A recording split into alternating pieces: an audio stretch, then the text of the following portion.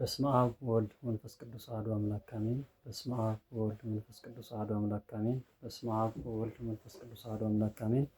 የእግዚአብሔር ቤተሰቦች የእናታችን የእመቤታችን የቅድስት ድንግል ማርያም የአስራት የበረከት ልጆች የቅዱሳን ጻድቃን ሰማዕታት፣ ነቢያት፣ ሐዋርያት፣ አበው መነኮሳት የክብር ልጆች እንደምን ሰነበታችሁ? እንደምን አመሻችሁ?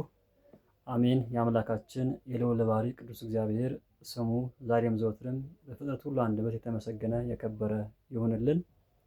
አትለይምና እናታችን እመቤታችን ቅድስት ድንግል ማርያም ከፈጣሪ በታች ከፍጡራን በላይ ተብላ የምትመሰገን ንጽሕተ ንጹሐን ቅድስተ ቅዱሳን ድንግል ማርያም ስሟ የተመሰገነ ይሁን። ቅዱሳን ጻድቃን ሰማዕታት እንደየተሰጣቸው ጸጋና ክብር መጠን ስማቸው የተመሰገነ የተወደሰ ይሁንልን። ዛሬ ትምህርታችን ክፍል 9 ይሆናል የምንቀጥለው። ክፍል 9 ላይ የምናየው ኢትዮጵያዊ ጃንደረባ በሚል እናያለን። የመጀመሪያ ኢትዮጵያ ሐዋርያ የሆነው የመጀመሪያ ኢትዮጵያዊ ጃንደረባ የሆነው ሐዋርያው ባኮስ ስራዎቹ፣ አገልግሎቶቹ ምን ይመስላሉ የሚለው ነገር በተወሰነ መልኩ ለማየት እንሞክራለን። አምላካችን በቸርነቱ በምሕረቱ በይቅርታው ጎብኝቶ ጥበብና ማስተዋልን ለአባቶች ያደለውን ለእኛም እንዲያድለን የእሱ መልካም ፈቃድ ይሁንልን። ይህንን ነገር እንድንናገር ማስተዋልና ጥበብን እንዲያድለን አፈ ኮልታፋነታችን አርቆ አንደበተ ርቱዕ እንዲያደርገን የእሱ መልካም ፈቃድ ይሁንልን። በመግቢያም ለመግለጽ እንደሞከርኩት ዛሬ የምናነሳው የኢትዮጵያዊ ጃንደረባ ይሆናል። ኢትዮጵያዊ ጃንደረባ ማን ነው? አገልግሎቱ ምን ነበረ?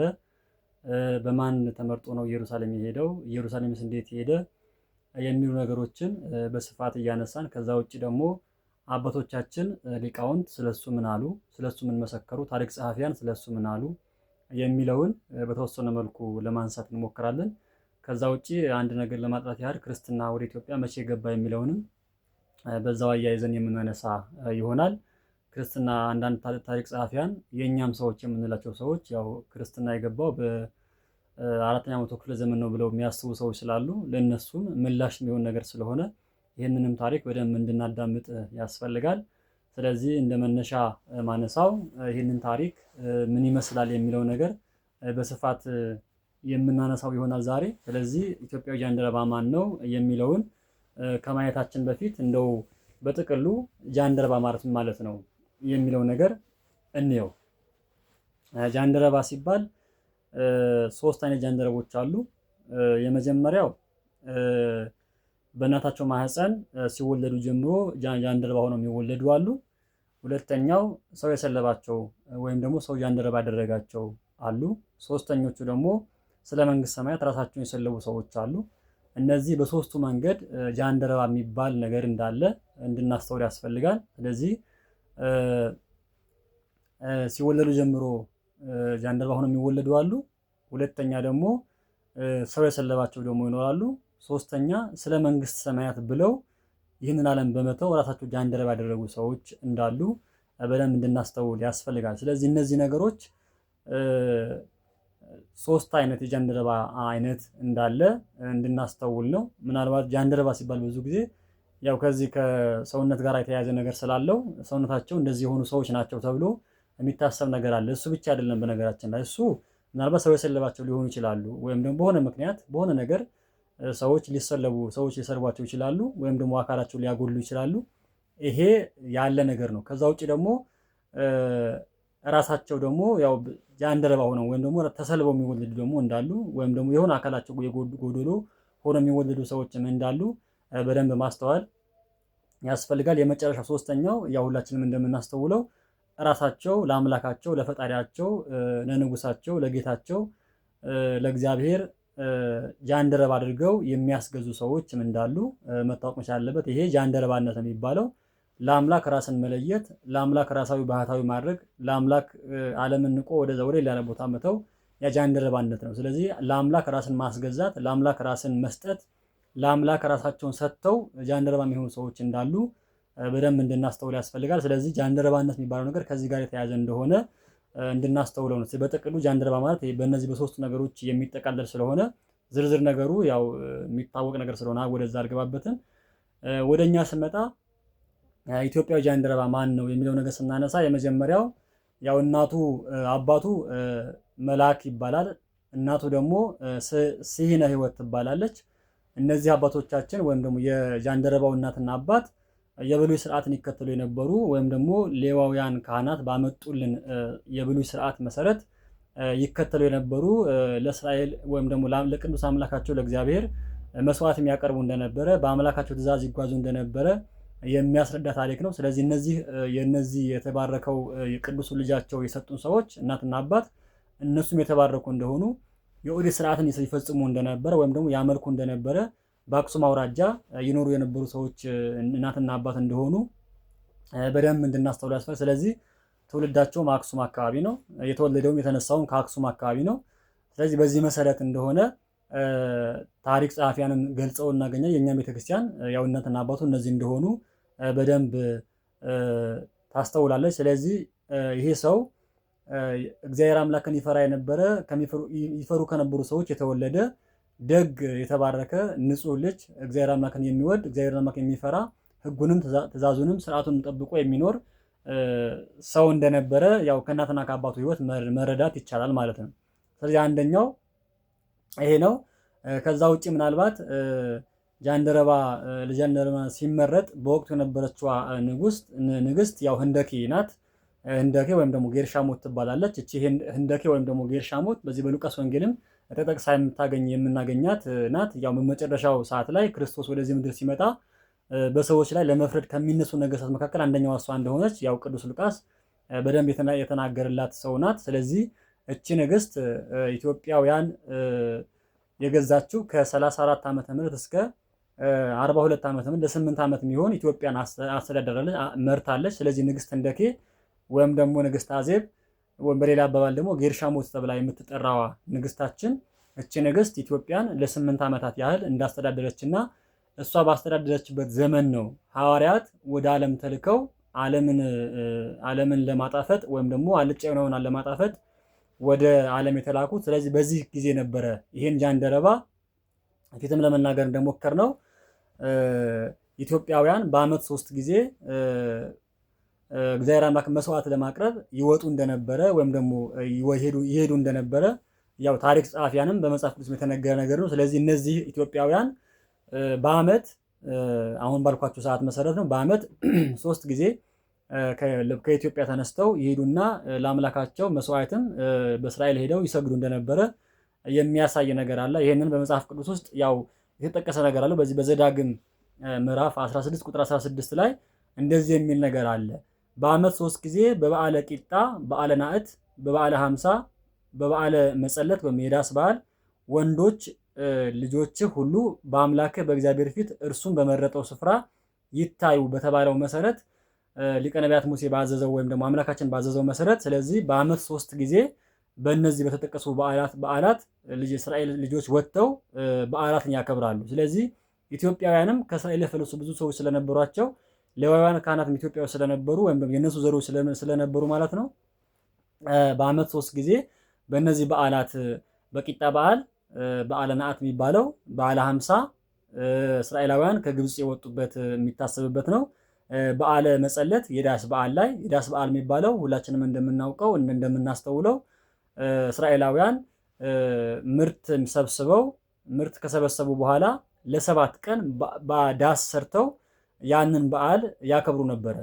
አምላካችን ሆይ ይህን እሸት ስለሰጠህን እናመሰግናለን፣ ይህንን ነገር ሰጥተህ ለዚህ ስላበቃህን፣ ይህንን እሸት እንድንቀምስ ስለረዳኸኝ ወይም ደግሞ ስላደረስከን በጣም እናመሰግናለን ብለው ለአምላካቸው መስዋዕት የሚያቀርቡበትና ተደስተው በዓሉ የሚያከብሩበት ጊዜ ነው። ስለዚህ አንደኛው የዳስ በዓል የሚባለው እሱ እንደሆነ በደንብ ስለዚህ በዚህ በ3 ጊዜያት ወንዶች ልጆች በሙሉ ቤት እንዳይቀመጡ በተመረጠው ስፍራ ለእግዚአብሔር በሆነው ስፍራ ሄደው ይታዩ ብሎ የተናገረበት መንገድም ስለነበረ በዛ መሰረት እስራኤላውያን ተሰባስበው በዓላት ያከብሩ እንደነበረ በደንብ እንድናስተውል ያስፈልጋል። ይሄ በዘሌዋውያን ላይ በደንብ ተጠቅሶ የሚገኝ እነዚህ በዓላቶች ናቸው።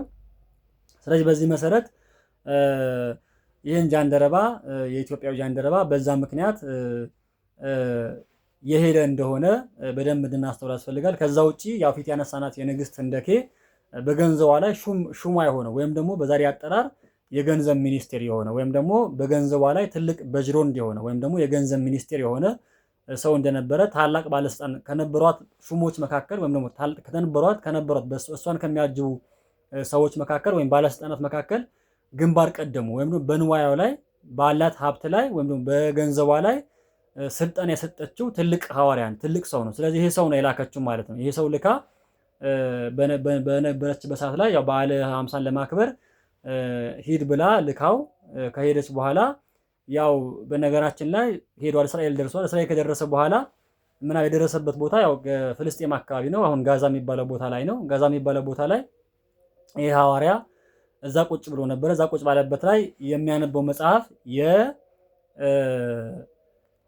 የትንቢተ ኢሳይያስ ነበር ያነበው። ስለዚህ ይሄ ምንድነው የሚያመለክተው? ኢትዮጵያውያን ብሉይ ኪዳንን በደንብ መቀበላቸውን፣ የብሉይ ኪዳን መጽሐፍትን በደንብ መኖራቸውን ወይም ደግሞ የብሉይ ኪዳን መጽሐፍትን እንደነበራቸው የሚያሳይ ነገር ነው። ስለዚህ አንደኛው የሚነሳልን ነገር የትንቢት መጽሐፍትን ኢትዮጵያ ውስጥ እንደነበሩም ጭምር አንድ ፍንጭ የሰጠ ነገር ስለሆነ ስለዚህ ኢትዮጵያውያን ክርስቶስ ከመወለዱ በፊት ነቢያት የጻፏቸው መጽሐፍቶች በተለይ እነ ትንቢተ ኢሳይያስን፣ እነ ኤርሚያስን፣ እነ ዳንኤልን፣ እነ ሕዝቅኤልን ሌሎችም ደቂቅ ነቢያትን የጻፏቸው መጽሐፍቶች ኢትዮጵያ ውስጥ እንደነበሩ የሚያስረዳ ነገር ነው። ስለዚህ የትንቢተ ኢሳይያስ መጽሐፍ ያነብ ነበር ማለት ነው። ከዛ በኋላ ዲያቆኑ ፊልጶስ አምላካችን ቅዱስ እግዚአብሔር አዞት በመንፈስ መርቶት ማለት ነው። መንፈስ ቅዱስ መርቶት ያው መንፈስ ወደ ምድረ በዳ መራው ነው የሚለው፣ ወደ ጋዛ መራው ይላል። የሐዋርያት ሥራ ምዕራፍ 8 ቁጥር 26 ላይ ጀምረን ስናነብ እስከ 40 ባለው ጊዜ ስናነበው በጣም ብዙ ነገሮች የታጨቀ ነገር አለው። በነገራችን እዛ ውስጥ የሐዋርያት ሥራ ምዕራፍ 8 ቁጥር 26 እስከ 30 እስከ 40 ባለው ጊዜ ባለው ቁጥር ላይ ስናነባቸው ይሄ ሐዋርያ ወይም ይሄ ጃንደረባ ምን ያህል የጠለቀ ነገር እንደነበረው፣ ፈሪሃ እግዚአብሔር እንደነበረው፣ ጠያቂም ጭምር እንደሆነ፣ የሚያስተምረው ሰው እንደሚፈልግ፣ አስተማሪም እንደሚፈልግ፣ የሚገልጽለትም ሰው እንደሚፈልግ፣ ይሄ የተነገረው ትንቢት ለማን እንደሆነም ጭምር ለማወቅ የሚጓጓ ልቦናም ያለው ሰው እንደሆነ በደንብ ያሳየበት ስለሆነ በጣም ትልቅ ነው። በነገራችን ላይ በጣም የሚወደድ ታሪክ ነው ያለንና ስለዚህ ይሄ ጃንደረባ በጣም የተከበረ የተወደደ በጣም አዋቂ ለማወቅ የሚጓጓ ጥበበኛ ለመሆን የሚፈልግ የተነገረውን ትንቢት ለማን እንደሆነ ለማወቅ በጣም የቸኮለ ሰው እንደሆነ በደንብ የሚያሳይ ነገር ነው ያለው። ስለዚህ ምናልባት ቃሉም እንደው በደንብ ባነብላችሁ ደስ ይለኛል። የዚያ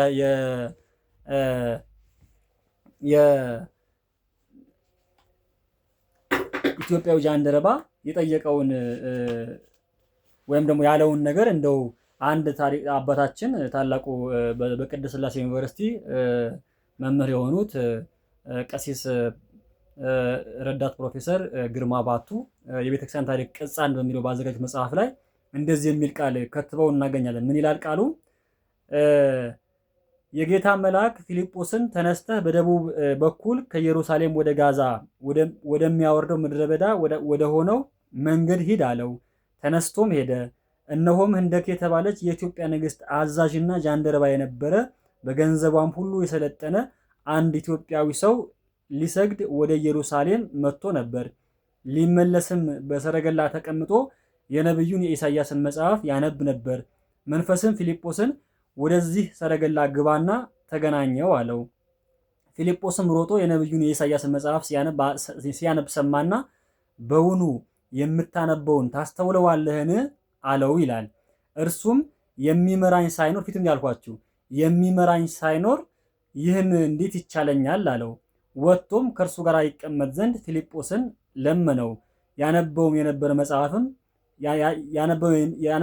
መጽሐፍም ክፍል ይህ ነበረ ይላል። ፊት ያልኳችሁ መጽሐፍ ያው የትንቢተ ኢሳይያስ ምዕራፍ 53 ላይ ያለውን ኃይለ ቃል ነበር ያነበው የነበረው። እንደዚህ የሚል ቃል ነው ያለው በትንቢተ ኢሳይያስ ምዕራፍ 53 ላይ ያለውን ኃይለ ቃል ነው። እንደ በግ ወደ መታረድ ተነዳ፣ የበግ ጠቦትም በሸላቾቹ ፊት ዝም እንደሚል እንዲሁ አፉን አልከፈተም።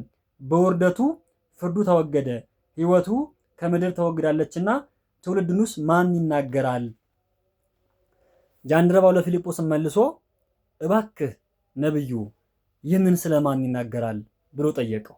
አያችሁ፣ ኢትዮጵያውያን ጠያቂዎችም ጭምር ናቸው። ወይም ደግሞ ያልገባቸው ነገር ይጠይቃሉ። ጠቢባንም ጭምር ናቸው። ወይም ደግሞ ጠቢብ የሚባለው አንድ ሰው ያልገባውን ነገር ሁላ ሲጠይቅ ጠቢብነት ነውና ስለዚህ ጥበብን መፈለግ ጥበብን መሻት ስለሆነ ስለዚህ ያልገባቸው ነገር መጠየቃቸውን የሚያስረግጥ ነገር ነው። ስለዚህ እባክህ ነብይ ነው ያለው። እሱ ሐዋርያ ነው። በእርግጥ ያው እሱ ነብይ መስሎት ነውና ስለዚህ እባክህ ነብዩ ይህንን ስለማን ይናገራል?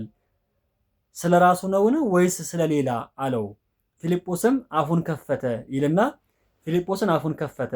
ከዚህም መጽሐፍ ጀምሮ ስለ ኢየሱስ ወንጌል ወንጌልን ሰበከለት። በመንገድም ሲሄዱ ወደ ውሃው ደረሱ። ጃንደረባውም እነሆ ውሃ እንዳልጠመቅ የሚከለክለኝ ነገር አለን? ወይም የሚከለክለኝ ነገር ምንድን ነው አለው። ስለዚህ አስተማረው። ስለ ክርስቶስ መሆኑ የመጣው በሸላቾቹ ፊት ዝም እንደሚል በግ ተቆጠረ የተባለው በእርሱ ቁስል እኛ ተፈወስን የተባለው ማን እንደሆነ አስረግጦ ካስተማረው በኋላ በቃ አመነ። ካመነ በኋላ ምንድን ነው ያደረገው? ከዚህ በኋላ እንዳልጠመቅ የሚከለክለኝ ምንድን ነው? በዚህ በማርቆስ ወንጌል ምዕራፍ 16 ቁጥር 16 ላይ ያመነ የተጠመቀ ይድናል፣ ያላመነ ግን ይፈረድበታል የሚል ቃል አለ። ስለዚህ ያ ቃልም ነግሮት ስለነበረ ልክ ሰዎች ካመኑ በኋላ መጠመቅ እንዳለባቸውም ነግሮታል። ስለዚህ በዛ መሰረት ካመነ በኋላ ይሄ ጃንደረባ ወደ መጠመቅ ነው የሄደው። ወደ መጠመቅ እንደሄደ በደንብ ይናገራል። ከዛ በኋላ ምን ይላል? ፊልጶስን በፍጹም ልብህ ብታምን ተፈቅዷል አለው። አያችሁ ምን አለው? በፍጹም ልብህ ካመንክ፣ በፍጹም ልብህ የምታምን ከሆነ ምን አለ? ተፈቅዷል፣ በቃ እሺ ላጥምቅህ አለው። ከዛ በኋላ ምን አለው መሰላችሁ? የኛው ጃንደረባ ምን ብሎ መለሰ? መልሶም ኢየሱስ ክርስቶስ የእግዚአብሔር ልጅ እንደሆነ አምናለሁ። በጣም የሚደንቅ ቃል ነው። ስለዚህ ይሄ ቃል እነ ቅዱስ ጴጥሮስ የመሰከሩት ምስካሬ ነው። እነ ቅዱስ አጥማቂው ቅዱስ ዮሐንስ መጥምቀ መለኮት የተናገረው የመሰከረው ምስካሬ ነው። ስለዚህ ልክ እነሱ ሆኖ በእነሱ ነው። ስለዚህ ምናልባት ሁላችንም እንደምናስተውለው በዚህ በማቴዎስ ወንጌል ምዕራፍ 16 ቁጥር 13 ጀምሮ የምናነበው ቃል ሰዎች የሰውን ልጅ ማን ይሉታል ብሎ አምላካችን በጠየቃቸው ጊዜ ኤልያስ ነው ይሉሃል፣ ከነቢያት አንዱ ነው ይሉሃል፣ ኤርሚያስ ነው ይሉሃል፣ ሙሴ ነው ይሉሃል፣ ወይም ደግሞ አንዳንዶች ደግሞ ከነቢያት አንዱ ነው ይሉሃል ብሏቸው ነበረ። ከዛ በኋላ ብለው መልሰውለት ነበረ። ከዛ ሰዎች እንደዚህ ካሉኝ እናንተስ ማን ትሉኛላችሁ ብሏቸው ነበረ። ከዛ በኋላ ቅዱስ ጴጥሮስ ምን ብሎ መለሰ? የሐዋርያት አለቃ ቅዱስ ጴጥሮስ አንተ ክርስቶስ የሕያው እግዚአብሔር ልጅ ነህ ብሎ መለሰለት። ስለዚህ አንተ ጴጥሮስ ሆይ ይህንን ቃል እንድትናገር የፈቀደልህ አካላዊ ስጋህ አይደለም፣ ወይም ደግሞ ስጋህ አይደለም፣ ከላይ ያለው የአባቴ መንፈስ ነው እንጂ ብሎ የቅዱስ ጴጥሮስ ምስክርነት አጽንቶላል። ስለዚህ የኛውም ጃንደረባ ልክ ከተማረና ካወቀ በኋላ ስለ ክርስቶስ ከተነገረው በኋላ አይ ኢየሱስ ክርስቶስ አለ፣ ኢየሱስ ክርስቶስ የእግዚአብሔር ልጅ እንደሆነ አምናለሁ ብሎ መሰከረ። ክብር ይግባውን። ከቅዱሱ በረከት ረድኤት አምላካችን ያሳትፈን። ስለዚህ ይሄ ሰው እንደዚህ ብሎ የተናገረ ሰው ነውና ከዛ በኋላ አምናለሁ አለ። ሰረገላውም ይቆም ዘንድ አዘዘ። ፊልጶስና ጃንደረባውም ሁለቱም ወደ ውሃ ወረዱ፣ አጠመቀውም። ከውሃም ከወጡ በኋላ የጌታ መንፈስ ፊልጶስን ነጠቀው። ጃንደረባውም ሁለተኛ አላየውም፣ ደስ ብሎት ይላል ቃሉ። በጣም ደስ ስለሚለኝ ነው፣ እኔም ደስ ይለኛል። ደስ ብሎት መንገዱን ይሄድ ነበርና ብሎ የሐዋርያት ሥራ ምዕራፍ 28 ቁጥር 16 እስከ 40 ባለው ይህንን ቃል እናገኛለን። ስለዚህ ኢትዮጵያውያን ቀደም ኢትዮጵያውያን በዚህ መሰረት የተቃኘን ሰዎች ነን። ስለዚህ እኛ ኢትዮጵያውያን በዚህ መሰረት የተቃኘን እንደሆንን በደንብ እንድናስተውለው ያስፈልጋል። ስለዚህ ይህ ጃንደረባ አምኖ የተጠመቀ ተጠምቆም ደግሞ ለኢትዮጵያውያን ብቻም ሳይሆን ለሌሎችም ሀገሮች ሐዋርያ የሆነ ሰው እንደሆነ በደንብ እንድናስተውለው ያስፈልጋል ማለት ነው። ከዛ ውጪ ምናልባት ስለዚህ ሰው ደግሞ የቤተክርስቲያናችን ማህቶት የተባለው ብርሃን የተባለው ዮሐንስ አፈወርቅ ቅዱሱ ዮሐንስ አፈወርቅ እንደዚህ የሚል ቃል ስለሱ በተናገረበት አንቀጹ ላይ እንደዚህ የሚል ቃል ተናግሮ እናገኛለን። ምንድነው የሚለው? በረከቱ ይደርብና ቅዱስ ዮሐንስ አፈወርቅ እጅግ የተከበረና ይላል እጅግ የተከበረና ብዙ ስራ ያለው በህንደኬ ስር ህንደኬ ያልኳችሁ ህንደኬ ያለው ፊት ያልናት ጌርሻሞት ወይም ደግሞ ንግስት አዜብ ናት ማለት ነው። ስለዚህ ስር ያለ ባለስልጣን ሲሆን ለመማር ያለው ፍላጎት እጅግ የሚገርም ነው። ፊትም እንዳልነው ነው። ለመማር ያለው ፍላጎት በጣም የሚገርም ነው። ለመጠየቅ ያለው ነገር ማለት በጣም ስለሚደንቅ ነው። ለአምልኮ ሲል ወደ ኢየሩሳሌም ወጥቶ እየተመለሰ በነበረበት መንገድ ያነብ የነበረውን ትንቢተ ኢሳይያስን ነው። እንዳልገባው እያወቀ እንኳን ማንበቡን አላቋረጠም። ፊልጶስም ሲጠይቀው ለማስመሰል አልሞከረም። በትዕቢት ሳይሸነፍ በትህትና ራሱን ገለጠ። ሳያመነታ ቁስሉን ለሐኪም ገልጦ ነገረ። እምነቱን ተመልከቱ። እግዚአብሔር ፈቅዶ ወደ እርሱ የላከለትን ፊልጶስ ወደ ሰረገላው ወጥቶ አብሮት እንዲቀመጥ የጠየቀው እንዲቀመጥም የፈለገው ራሱ ነው። ከተጠመቀም በኋላ ከፊልጶስ ጋር ለመቅረት እንዳያስብ እንኳ የእግዚአብሔር መንፈስ ፊልጶስን ነጠቀው። የእግዚአብሔር ፈቃድ ጃንደረባው ወደ ወገኖቹ እንዲደርስ ነውና በጃንደረባው አስገራሚ ስብዕና እሹ ታገኛላችሁ የሚለውን ቃል በተግባር ታየ ብሎ ቅዱስ ዮሐንስ አፈወርቅ በረከቱ ይደርብንና ይሄ ነገር ገለጸልን። ስለዚህ የነበረው ጥበብ የነበረው እንደው በቃ እዛው ልቅርም እንኳን አላለም። እዛው በቃ ለሀገሮቹ በቃ ጓጉቶ እሱ ያየውን ነገር ለሱ የደረሰው በረከት እሱ ላይ ያደረውን ጸጋ ህዝቦቹ ላይ እንዲያድር የነበረው ጽኑ ፍላጎት የሚያሳይ ነገር ስለሆነ በጣም የሚገርም ቃል ነው። ስለዚህ በጣም የሚገርም በጣም ደስ የሚል ቃል እንደሆነ በደንብ እንድናስተውለው ያስፈልጋል። ስለዚህ ይሄ ሰው የኢትዮጵያ የመጀመሪያ ሐዋርያም እንደሆነ በደንብ እንድናውቀው ያስፈልጋል። ስለዚህ ይሄ ሰው ለኢትዮጵያ የመጀመሪያም ሐዋርያ መጥቶ የኢትዮጵያ የመጀመሪያ ሐዋርያ እንደሆነ በደንብ የታየበትን ነገር ስላለ ስለዚህ ይሄ ሐዋርያ ለኢትዮጵያውያን በጣም የሚገርም ሰው እንደነበረና ለኢትዮጵያውያንም ብርሃን ሆኖ ያለፈ ታላቅ ሰው እንደሆነ በደንብ መስክሯል። ምናልባት የተለያዩ ታሪክ ጸሐፊያን ብዙዎቹ ጽፈዋል። ብዙዎቹ ታሪክ ጸሐፊያን ስለዚህ ሰው በደንብ ገልጠው የጻፉ ሰዎች አሉ። ምናልባት በጥቂቱ አንዳንዶቹም እንኳን ለማንሳት በሞከር በተለይ ያው ታሪክ ጸሐፊ የሚባሉት ታላቁ ሰው ፕሮፌሰር ሪቻርድ ፓንክረስት የሪቻርድ ፓንክረስት ልጅ ናቸው። ስለዚህ ሪቻርድ ፓንክረስት ምን ይላሉ? ከብዙሃኑ በተለየ መልኩ ቤተክርስቲያን ለምታስተጋባው ታሪክ ክብር ሲሰጡ ይስተዋላሉ። አንዳንዶቹ ፊትም እንዳለው ያው ክርስትና በዚህ ጊዜ ገባ ብለው የሚከራከሩት ነጥብ ስላለ እሳቸው ግን የቤተክርስቲያን ክብር በመስጠት ለቤተክርስቲያን ያላቸውን ክብር መስጠት ምን ይላሉ?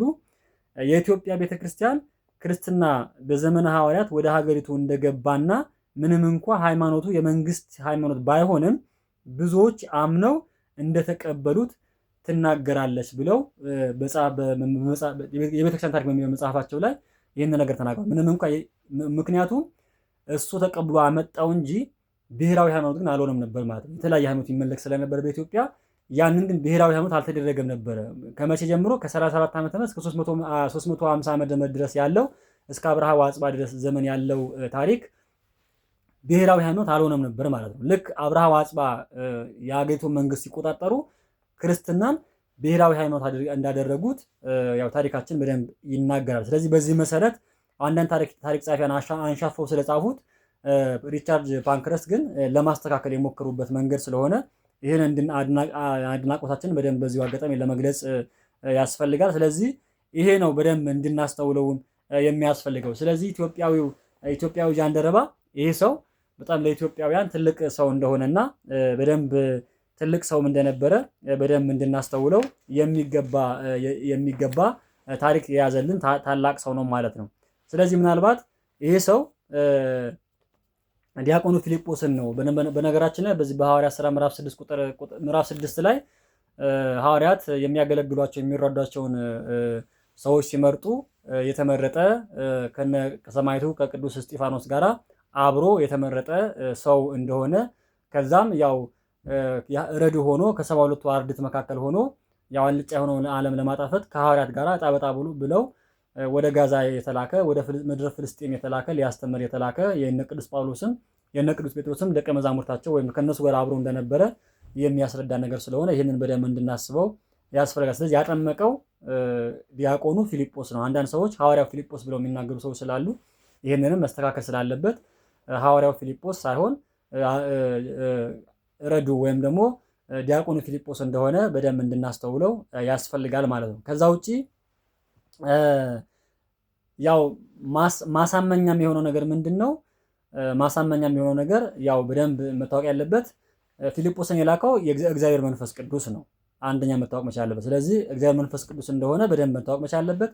ሁለተኛው ፊልጶስ በመንፈስ ቅዱስ ተነጥቆ ተወስቶ ሰው በደግ ሰው እጅ እንደተጠመቀ ለማጠየቅ ጌታ ፊልጶስን መሰወሩ ማለት ከዛ በኋላ የሚገርማችሁ ነገር ፊልጶስ ተሰውሯል፣ አላየውም። ካጠመቀው ያ ሁሉ ተነጋገሩና ከተነጋገሩ በኋላ መንፈስ ወሰደው ሰወረው ይላል። ስለዚህ ያ መሰወሩን የሚናገር ነገር ስለሆነ ይህንን በደንብ እንድናስተውለው የሚገባው ትልቁ ታሪክ ነው ማለት። ስለዚህ አንደኛው ይሄ ነው።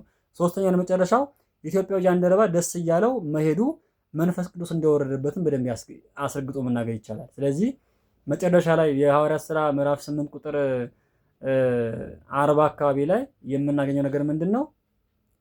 ይሄ ሐዋርያ ከተጠመቀ በኋላ ደስ ብሎት ወደ ሀገሩ ተመለሰ ይላል። ስለዚህ ደስ ማለቱ መንፈስ ቅዱስ እንዳደረበት የሚያሳይ ነገር ስለሆነ ይህንንም በደንብ እንድናስተውለው የሚገባው። ስለዚህ እነዚህ ሶስት ነገሮች ላይ በደንብ አጽንኦት መስጠት ያስፈልጋል ማለት ነው። የመጀመሪያው ፊልጶስን የላከው መንፈስ ቅዱስ እንደሆነ፣ ሁለተኛው ደግሞ ካጠመቀውና ከባረከው በኋላ ወደ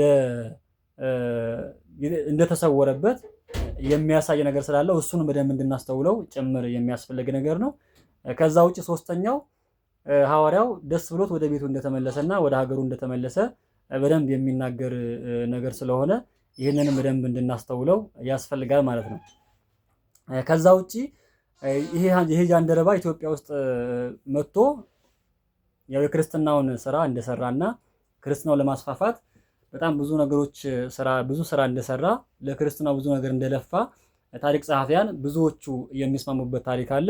ምናልባት ኢትዮጵያን ብቻ ሳይሆን በተለይ በሰሜኑ ሀገራችን ክፍል ላይ በትግራይ አካባቢ ላይ ብቻም ሳይሆን እዛው የሚጎራበቱ ቦታዎች ላይ በተለይ እነ የመንን፣ እነ ሱዳንን፣ እነ መርዌን ማለት ነው፣ እነ ናፓታን ላይ ደግሞ እነ ቱኒዚያን፣ እነ ሞሮኮን፣ እነ አልጄሪያን፣ እነ ሊቢያን ጭምር በዛ ጊዜ የክርስትና መናኸሪያ እንዲሆኑ ትልቅ ስራ የሰራ ሰው እንደሆነ በደንብ እንድናስተውለው የሚገባ ነው። ስለዚህ የእነዚህ ሀገሮች በሙሉ ሐዋርያ እንደሆነ በተለይ ያው አንዳንድ ታሪክ ጸሐፊያን ምን ይላሉ?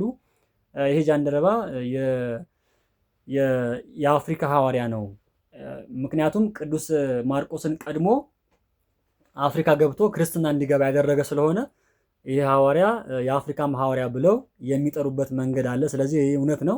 ምክንያቱም ገና ሐዋርያት እንደተላኩ ነው ያገኙትና ስለዚህ ይሄ ሐዋርያ ገና ቅዱስ ማርቆስ ወደ ግብፅ ሳይወርድ እዛው ኢየሩሳሌም በነበረበት አካባቢ ነውና የነበረው።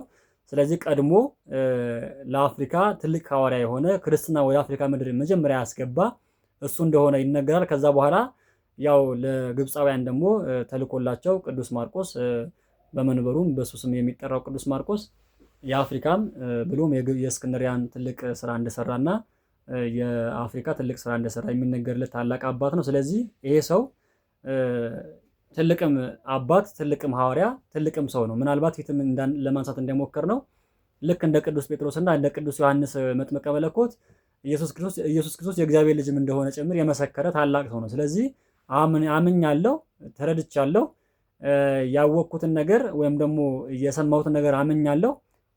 ካመንኩ በኋላ ምንድን የሚያስፈልግ የሚለው ጠየቀው። መጠመቅ ነው ያለብህ አለው። ስለዚህ እንዳልጠመቅ የሚከለክለኝ ነገር አለን ሲለው አይ የለም።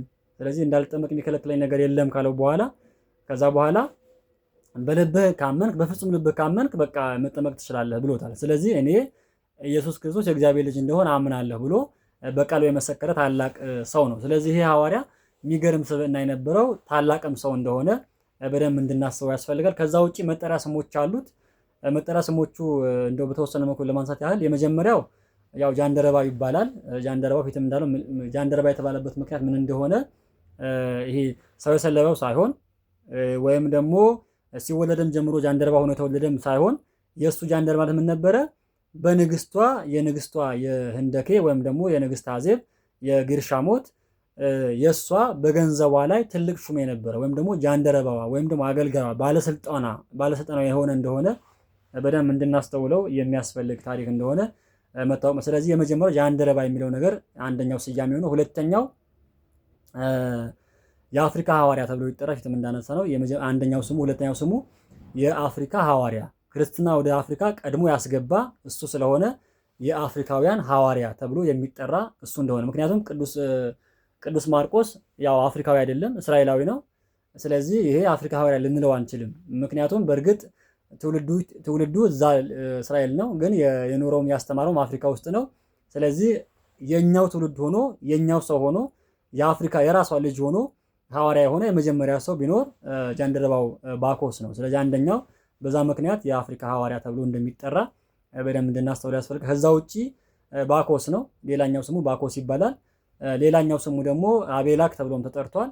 ሌላኛው ስሙ መልከጼዴቅ ሁለተኛም ብለው አባቶች ጠርተውታል። ምክንያቱም የመጀመሪያ መልከጼዴቅ ባለፈው ለማንሳት እንደሞከር ነው ካህኑ መልከጼዴቅ ያው ኢትዮጵያዊ ነው ብለን አንስተናል።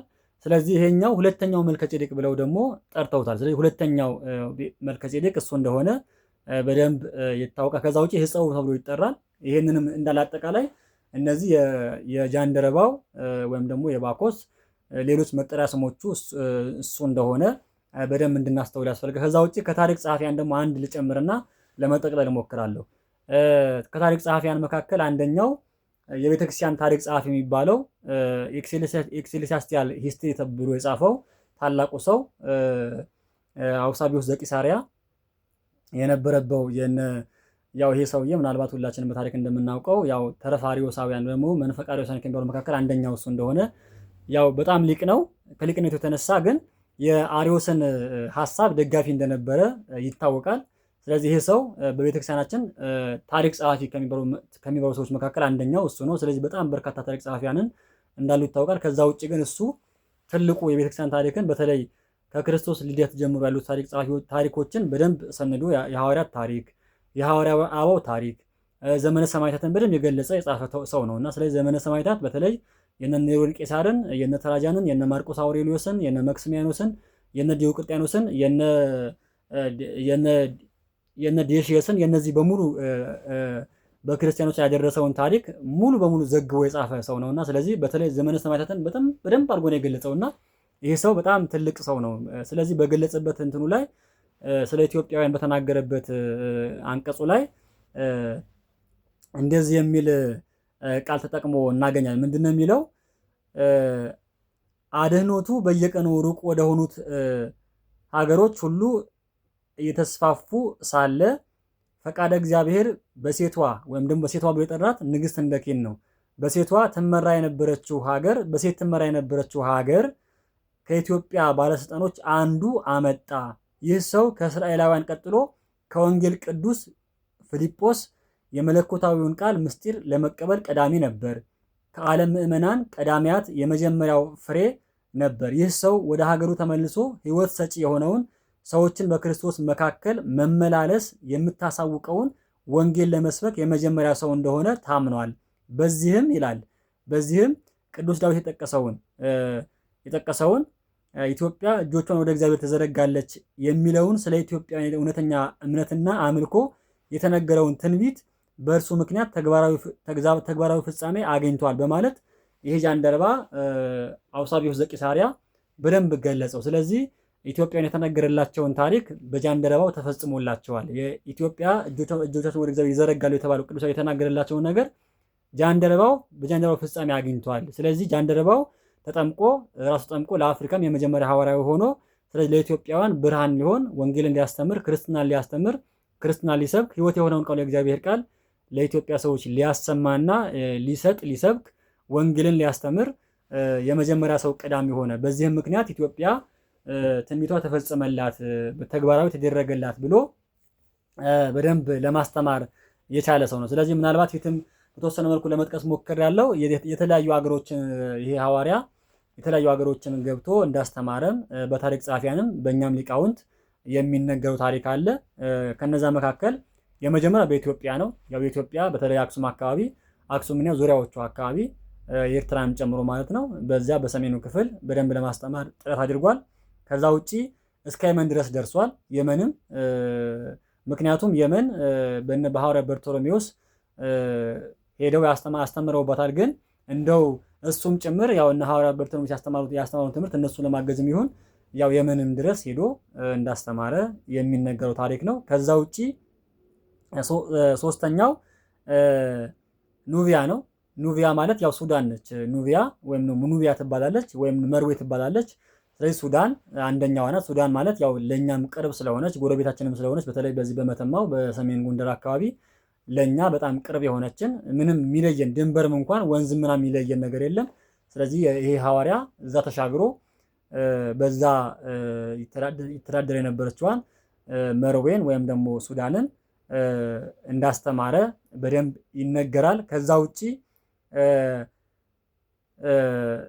ታፕሮ ገና የሚባሉ በተለይ በዚህ ከተሻግሮ ከዚህ ቀይ ባህርን ተሻግሮ ታፕሮ ገናና ፐርሺያ ህንድም ጭምር ሄዶ እንዳስተማረ ይናገራሉ። ከዛ ውጪ ደግሞ ከአፍሪካውያን ደግሞ ወደ ህንድ ውቅያኖስን ሳይሻገር ደግሞ ፊትም እንዳለው ቱኒዚያ አለ፣ ሞሮኮ አለ፣ አልጄሪያ አለ፣ እነ ሊቢያ አሉ።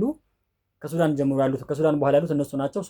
ከሱዳን በኋላ ሊቢያ ነው። ከሊቢያ ቀጥሎ ቱኒዚያ አለ። ከቱኒዚያ አልጄሪያ፣ ከአልጄሪያ ሞሮኮ እያለ ሰሜኖቹ የአፍሪካ ሀገሮችንም ጨምር እነ ሴኔጋልም ጨምር በዛው በሩቅ ምስራቅ ያሉትንም ጨምሮ እሱ እንዳስተማረ የሚነገረው ታሪክ።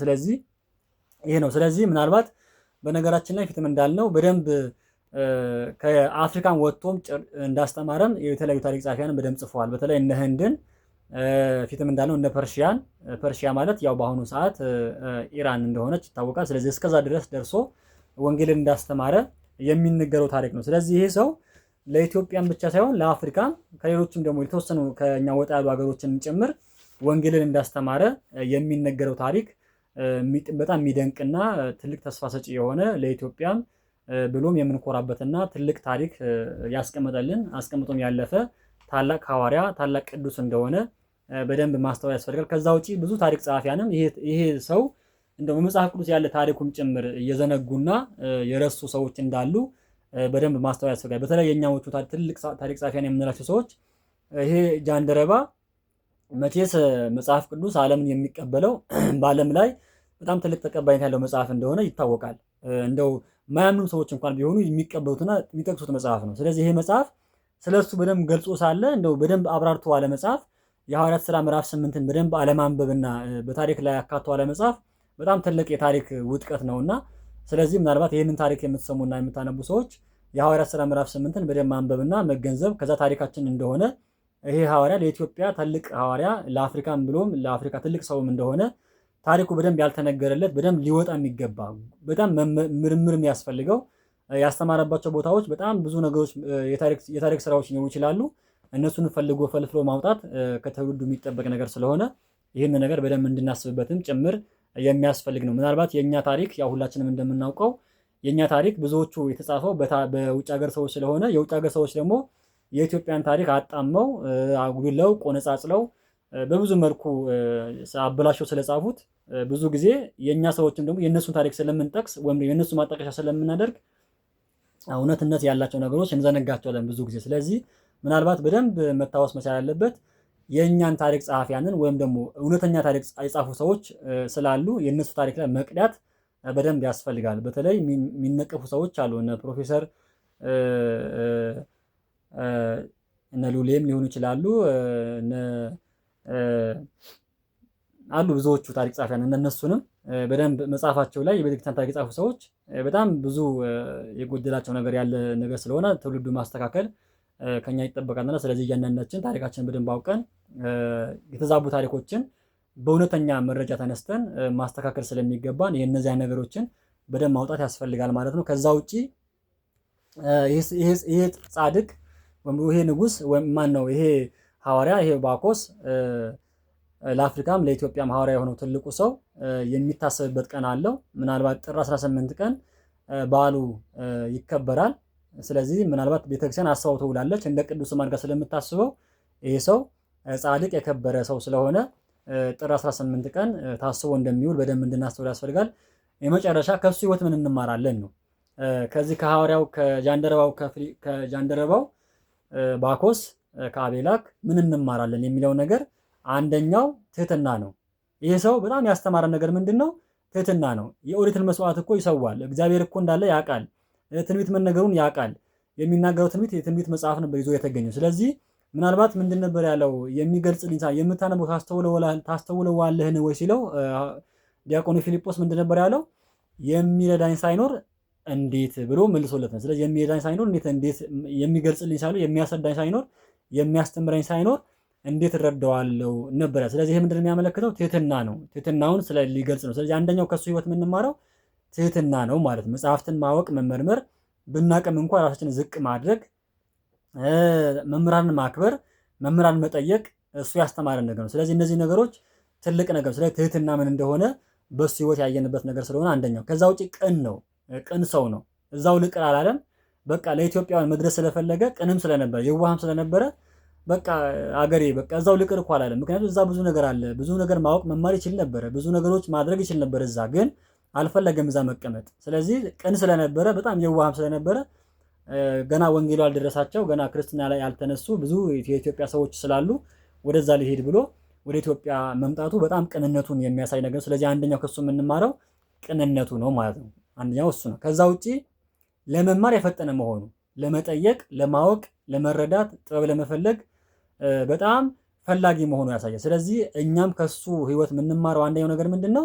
ጥበብን መፈለግ፣ መጠየቅን፣ መምህራንን ማማከር፣ መምህራንን ማወያየት፣ ከመምህራን እግር ስር ቁጭ ብሎ መማር፣ ያላወቅነው ነገር መጠየቅ ይጠበቅ ማለት። ስለዚህ ከሱ የተማሩ ነገር ምንድን ነው?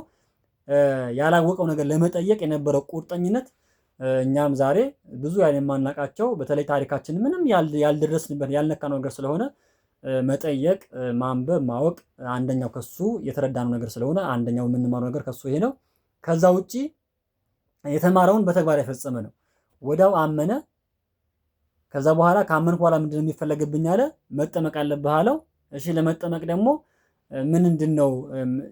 ለመጠመቅ ምን ያስፈልጋል? ማመን አለብህ። ከልብህ ማመን አለብህ። ከልብህ እኮ አመኛለሁ። ምንድነው ያመነው? ኢየሱስ ክርስቶስ የእግዚአብሔር ልጅ እንደሆነ አምናለሁ ብሎ መሰከረ። ስለዚህ ይሄ ሰው ያመነው ነገር በተግባር አሳይቷል። ስለዚህ እኛም ዛሬ ያመነውን ነገር በተግባር መፈጸም እንደሚገባን አንደኛው ከሱ ህይወት የምንማው ነገር ይሄ ነው ማለት ነው። ከዛ ውጪ ቅዱሳት መጽሐፍትን ለማንበብ የሚተጋ ነው። ይሄ ምንድነው? የትንቢተ ኢሳይያስ መጽሐፍ ነበር የሚያነበው። ስለዚህ እኛም ዛሬ መጽሐፍትን ለማንበብ የምንተጋ ትውልዶች መሆን መቻል አለብን ማለት። ዛሬ ብዙዎቹ ችግራችን መጽሐፍትን አናነብን፣ ዞር ብለን አናያቸውም። መጽሐፍትን ማንበብ መጽሐፍትን የሚያነብ ሰው ህይወቱ ሁሌ ብርሃን ነው የሚሆነው። ብሩሃን አይምሮ ይሆናል፣ ልቡ ብርሃን ይሆናል። ብዙ ነገሮች ማስተዋል ይሰጠዋል።